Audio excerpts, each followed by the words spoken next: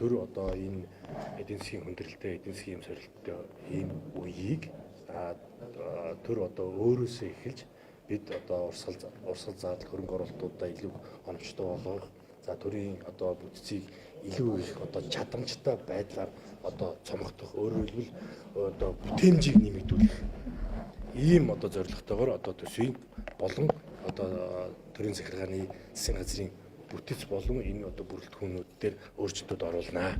34.1-3 дээр юу гэж байдаг вэ гэхээр төсвийн эрхлэн захирагч нарын хооронд зохицуултын шаардлага үүсвэл төсвийн тодтол хийнэ гэсэн.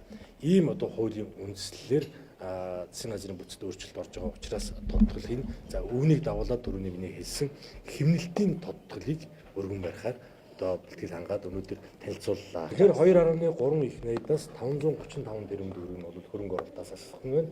1.8 нь бол урсгал зардлаас асах нэ. За энэ урсгал зардал дотор бол таны сая асууж байгаа үндэсний хоруудууд болон үүнээс гадна нэлээд хэдэн одоо яамдууд дээр яамны харьяа ариа агентлаг бүтцүүдийн ийм одоо институцуудыг дээрийг одоо заримыг нь татан буулгах, одоо нийлүүлэх, нэгтгэх ийм процессууд одоо хийгднэ. Хэрэгжүүлэлүүдэд төрийн албан агчны тоог одоо 9%-аар бууруулна. Илүү одоо цомхон, илүү чадамжтай, илүү бүтээмж өндөртөө ийм бүтцтэйгээ цааш нь ажиллана гэсэн байна. За тэгэхээр энийг 9%-аар төрийн албан агчны тоог одоо багасгах энэ процесс бол энэ удаагийн тодтолоор эхэлнэ. Тэгэхээр худалдаа авах ажиллагааг бол эхний хагас жилийн дотор гэрээ хийгдээгүй бол бүтээн байгуулалтын ажил сүүлийн хагас жилийн дотор хийгдэнэ гэдэг бол ер нь л одоо гүйцэтгэлээ бодит байдал дээр худлаа байдаг.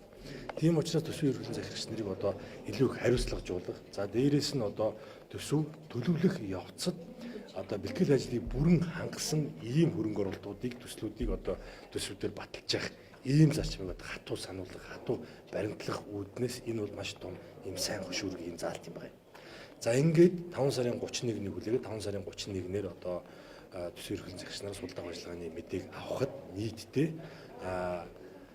535 тэрбум төгрөгийн төсөл арга хэмжээнд гэрээ хийгдээгүй.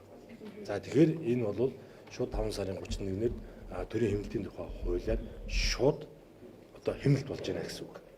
За тэгэхээр нөгөө төсвийн одоо орлого дуцнаас болоод үүсч болцсохгүй алдагдал маань олж ийцрүү 2.3 их найд гэсэн ийм судалгаа өрсөн байдлаар гарч байгаа. За тэгэхээр энэ 2.3-ын маань 535 тэрбум төгрөг нь одоо 5 сарын 31-ний төрийн хэмнэлтийн хуулиар ийм одоо хуулийн дагуу одоо бий болчихж байна гэсэн үг.